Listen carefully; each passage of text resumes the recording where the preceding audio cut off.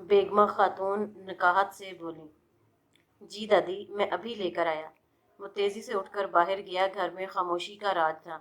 उसकी अपनी फैमिली तो नाइला आंटी के घर जा चुकी थी, ताहम फायका भाभी, तायाजाद इमरान की बेगम के कमरे की लाइट जल रही थी।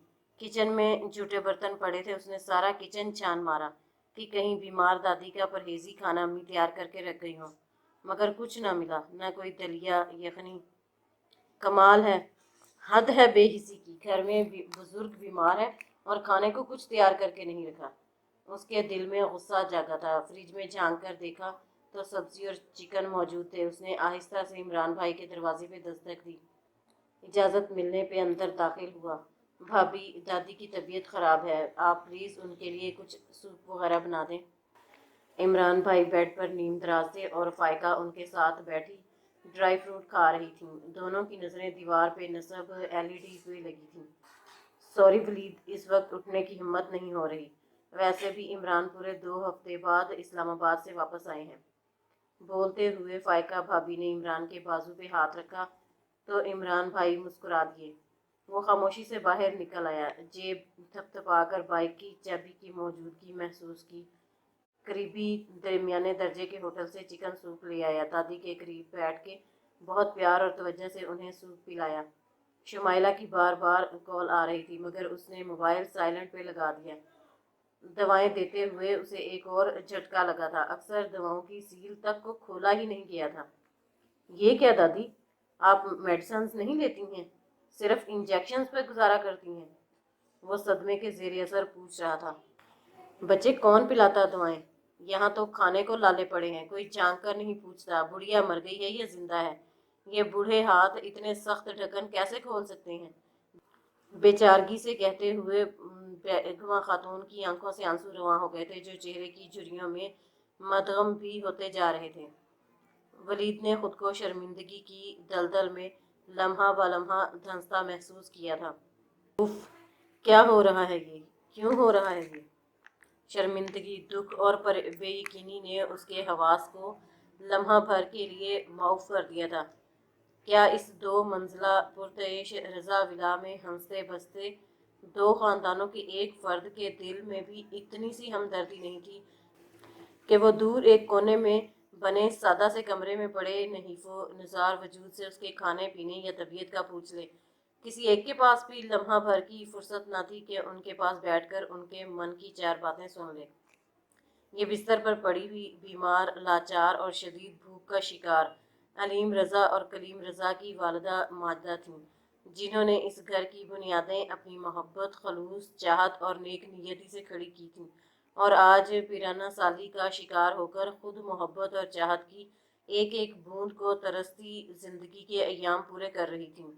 दोनों बहुओं की 2-2 बहुएं अपने पोते पोतियों में से किसी के पास भी इतना वक्त न था कि घड़ी भर को झांक कर उनकी खैरियत दरियाफ्त कर लेता। तवीलो अरीज रजा शॉपिंग प्लाजा के मालिक, जिनकी दुकानों का शुमार मुश्किल और इन दुकानों से हासिल होने वाली आमदनी का शुमार और भी मुश्किल, कलीमो अलीम के दोनों बड़े बेटे भी इसी प्लाजे में अपनी कारोबारी सलाहियतों को बरोए कार लाते हुए अपनी फैमिली जिम्मेदारियां बाहुस्न खूबी अदा कर रहे थे। जबकि वलीद MBA की डिग्री हासिल करके अपने घर के तमाम मर्द हजरात के कारोबारी सेटअप में ज़रा बराबर दिलचस्पी ना होने की बिना पर एक मल्टीनेशनल कंपनी में बतौर कोऑपरेटिव मैनेजर का काम कर रहा था। दादी से मोहब्बत उसकी घुट्टी में पड़ी थी। 5th स्टैंडर्ड तक तो वो उनके साथ उनसे लिपट के सोता था। फिर रात गए पढ़ाई की बिना पर उसे अलग कमरे में शिफ्ट होना पड़ा था कि दादी को लाइट डिस्टर्ब करती थी। उनके खाने पीने का ख्याल रखने से लेकर बालों में कंघी करने तक वो सारे काम निहायत खुश दिली और अदब से करता था। बस इन्हीं 1-2 हफ्तों में ऑफिस में ऑडिट की वजह से काम बेतहाशा बढ़ गया था और वो दादी की खबरगिरी नहीं कर सका था, जिसका नतीजा इंतहाई अफसोसनाक सूरत हाल की शक्ल में उसके सामने था। एक तो बुखार और ऊपर से शदीद भूख। कमजोरी और नकाहत ने दादी की क्या हालत बना रखी थी। रात काफ़ी से ज़्यादा बीत चुकी थी। शुमाइला की लातादाद मिस्ड कॉल्स शो हो रही थी, जो उसने अंगूठे से स्विप करके स्क्रीन से हटा दी। दादी सूप के बाद दवाइयाँ लेते ही पुरसुकून नींद सो गई थी। वो भी साथ वाले बेड पे आके लेट गया। साथ वाली नगमा आंटी के छोटे बेटे को पिछले कई दिनों से कै और दस्त आ रहे थे। ग्रीन टी में चंद कतरे लीमू के डालने के लिए इंतहाई आजिज़ी व अदब के साथ दादी से लीमू मांगने आई, मगर दादी ने खट से इनकार कर दिया। अभी कच्चे हैं, रस नहीं आया, खामखा ज़ाया होंगे। नगमा बेचारी मायूस लौट गई। कसम से दादी, बड़ी जालिम हैं आप। क्या था जो एक दो लीमू दे देती, भरे बाग में क्या फ़र्क पड़ जाता। नीली मुतासफाना अंदाज में सर हिलाकर बोली। मुझे तो अफसोस हो रहा है कि मुझे जैसी दयालु की आप कैसे दादी बन गईं। अब्बू जैसे सखी की माँ होकर इतनी थोड़ दिली दिखाई। कल को क़यामत को अल्लाह को क्या मुंह दिखाएंगी। बेचारा बच्चा। चुप कर नगोड़ मारी। दादी ने गुस्से से उसे टपट दिया। बड़ी आई इलामा कहेंगी। कभी चुल्लू भर पानी डाला है पौधों को, कभी गोदी सफाई की जो यूं बढ़कर दादी को नसीहत झाड़ रही हो। दादी अपनी कज़न अजीज़ा की इयादत के लिए जा रही थी। हुआ कुछ यूं कि अजीज़ा करीबी मार्केट से कुछ सामान खरीदने गईं। सड़क के दूसरी तरफ उन्हें अपनी जवानी के अयाम में बिछड़ी एक सहेली नजर आ गई। सहेली की एक झलक ने उन्हें इस दर्जे मुसर्रत से हमकिनार किया कि गर्दोपेश की तेज़ रफ्तार ट्रैफिक को खातर में ना लाते हुए तेज़ी से कदम उठाते हुए सड़क पार करने लगी, ताकि जल्द अज जल्द सहेली को गले लगाकर बरसों की तशनगी मिटा सकें, इस ख्याल से कि अजीज़ अज़जान दोस्त कहीं नज़रों से ओझल ना हो जाए। सिर्फ उन पर नज़र टिकाए सीध में चल ही रही थीं कि सामने से आती तेज़ रफ्तार बाइक की जद में आ गई। मोटरसाइकिल सवार खुदा तर्स और ईमानदार था, जिसने उन्हें उठने और घर पहुंचाने में मदद की, मगर यही हमदर्दी इस बेचारे के गले पड़ गई। अजीज़ा के बेटों ने बाइक सवार को गले से पकड़कर माँ की तकलीफ का हिसाब मांगा, और यही बात दादी को खौलाई जा रही थी। भला बताओ, नेकी का ज़माना ही नहीं। वो नेक वक्त एक तो घर छोड़ने आया, मगर अजीज़ा नगोड़ मारी जोंक की तरह उस गरीब की जान को चिमट गई है। सुनने में आया है कि नानी अजीज़ा को ताकत के सिरप और एनर्जी ड्रिप्स लगाई जा रही हैं। अगरचे टक्कर से उन्हें कोई चोट वगैरह नहीं आई थी, मगर मौत को इतने करीब पाकर हवास ऐसे गुम हुए कि सारी एनर्जी जाती रही, और हॉस्पिटल का सारा खर्च उस मोटरसाइकिल सवार को अदा करना पड़ रहा है। गुलू खलासी की यही शर्त ताई अजीज़ा के बेटों की तरफ से रखी गई थी, वरना बसूरत दिगर जेल का मुंह देखना पड़ेगा। दादी की सारी हमदर्दियां इस मोटरसाइकिल वाले के साथ थीं, जिसकी जेब को अजीज़ा बड़े मज़े से खाली करवा रही थी। अरे ये अजीज़ा है ही चालाक और मौका परस्त, गरीब बच्चे की शराफत और ईमानदारी से नाजायज़ फ़ायदा उठा रही है। अरे ऐसी कौन सी खूनम खून हो गई थी जो इस ज़माने की जान नहीं छोड़ रही। हद हो गई, गलती अपनी थी।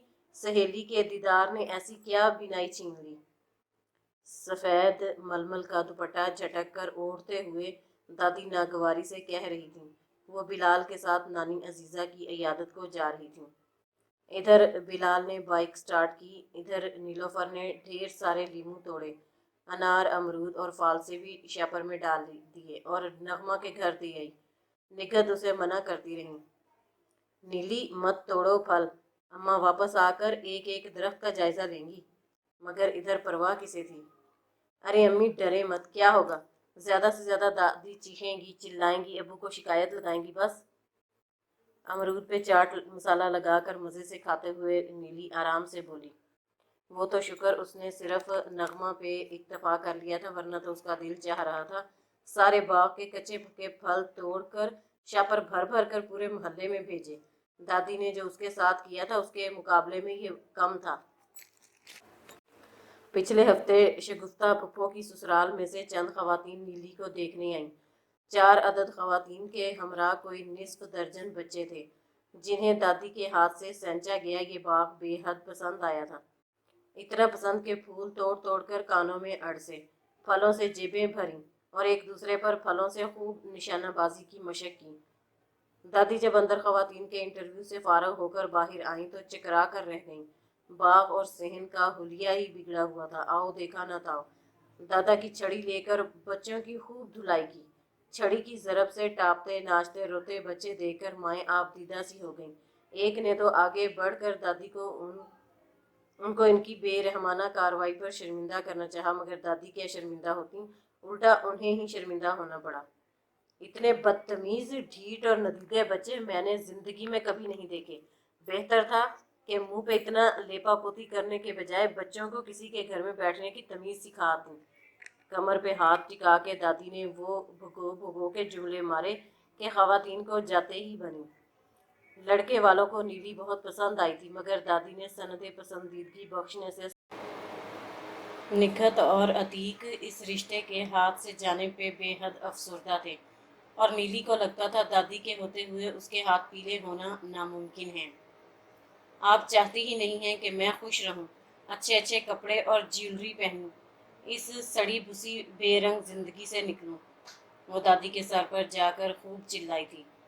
हाँ तो मुझे खूब सुख दे रही है ना, इसलिए मैं चाहती हूँ कि तू मेरी आंखों के सामने रहे। मुझे मज़े मज़े के खाने बनाकर खिलाती है, मेरे पाँव दबाती है, मेरा कहना मानती है, मेरे बाल बनाती है, इसलिए मैं चाहती हूँ कि तू लम्हे भर को मेरी नज़र से ओझल ना हो। दादी का लफ्ज़ लफ्ज़ तंज में डूबा हुआ था, और नीली अपने दुख को कम करने की खातिर दादी से छुपकर फल तोड़ तोड़ कर मोहल्ले में भेजती रही। शुमाइला इस पे इतनी ही नाराज़ हो रही थी जितना उनका ख्याल में उन्हें होना चाहिए था। वलीद, मैं सोच भी नहीं सकती थी कि तुम इतनी लापरवाही और गैर जिम्मेदारी का मुजाहिरा करोगे। कितनी शर्मिंदगी उठानी पड़ी मुझे सबके सामने। कुछ अंदाज़ा है तुम्हें? पूरा ख़ानदान जमा था, एक तुम नहीं थे। क्या सोचते होंगे वकार भाई कि सब मिलने आए, एक भांजे को ही टाइम नहीं मिला। बोलते बोलते आखिर में शुमाइला की आवाज़ कुछ फट सी गई थी। अम्मी, दादी को सख्त बुखार था, ऊपर से उनके लिए खाने के लिए भी कुछ नहीं बना हुआ था। इतनी संगदिली और बेरहमी की वजह जान सकता हूँ? वो तहम्मुल से पूछ रहा था। हाँ तो क्या अम्मा सिर्फ हमारी जिम्मेदारी है क्या? उज़्मा भाभी का भी तो फ़र्ज़ बनता है, सास के हकूक़ कुछ उन पर भी वाजिब होते हैं कि नहीं? वो तो बाल बच्चों को लेकर भांजी की शादी निपटाने कोयटा चल पड़ी मज़े से, और इस बूढ़ी जान की फ़िक्रें हमारे सर मुंड गई हैं। शुमाइला का लहजा बेहद तुर्श था। चची का तर्ज अमल खुद उनके ज़िम्मे, मगर आपको तो दादी का कुछ ख्याल रखना चाहिए। बुजुर्ग घर की छाँव और रहमत होते हैं। सोचें, ये वक्त आप पर और मुझ पर, सब पर आना है। बेबसी, लाचारी, तन्हाई और बीमारी उनके बुढ़ापे की देन है, वरना तो किसका दिल चाहता है अकेले कमरे में दीवारें तकने को। वलीद बेहद रंजोर हो रहा था। शाबाश है बेटे, एक तो ख़ानदान के सामने माँ को शर्मिंदा किया, सबसे कहा मेरा वलीद वक्त का पाबंद और ज़िम्मेदार है, और माँ के कहे की खूब लाज रखी, बस दादी के हकूक़ याद आ रहे हैं। मेरी समझ में तो ये नहीं आ रहा, घर में और भी अफराद रहते हैं, मगर यूँ दादी की मोहब्बत की हिड़क हर वक्त तुम्हें ही क्यों उठती रहती है? शुमाइला खूब तंज से बोली। वो इसलिए कि उन्होंने बचपन से ही मुझे गोद ले लिया था, प्यार किया, साथ सुलाया, बीमारी में पहरों मेरे साथ जागी, नवाले बना बना कर मेरे मुंह में डाले, मुझे तैयार करके स्कूल भेजा, मेरे बाल संवारे, मेरा माथा चुमा। बताएं, घर में ढेरों पोते पोतियों में से किसको उनकी इतनी मोहब्बत नसीब हुई है जितनी मुझे हुई? वो तो फट पड़ा था जैसे। माँ के तंजिया अंदाज ने बेहद दुखी किया था। शुमाइला उसके यूं फट पड़ने पर खफीफ सी होकर रह गई थी। ये सच था कि 28 साल कबल वलीद और फरवा की एक साथ पैदाइश पे वो सख्त बीमार पड़ गई थी। वलीद माशाल्लाह खूबसूरत, गपरू और सेहतमंद बच्चा था, जबकि फरवा जिस्मानी लिहाज से बेहद कमज़ोर और बीमार बच्ची थी जो हर वक्त रोती रहती थी। शुमाइला के लिए दो बच्चों को संभालना बेहद मुश्किल अमर था। ऐसे में बेगमा खातून ने वलीद को आगे बढ़कर गोद में ले लिया था। खूबसूरत, चुस्त और मनमोहना वलीद दादी के ज़ेरे शफ़क़त परवान चढ़ता गया। 28 साल कबल बेगमा खातून भी एक सेहतमंद, चुस्त और रोबदार खातून थी।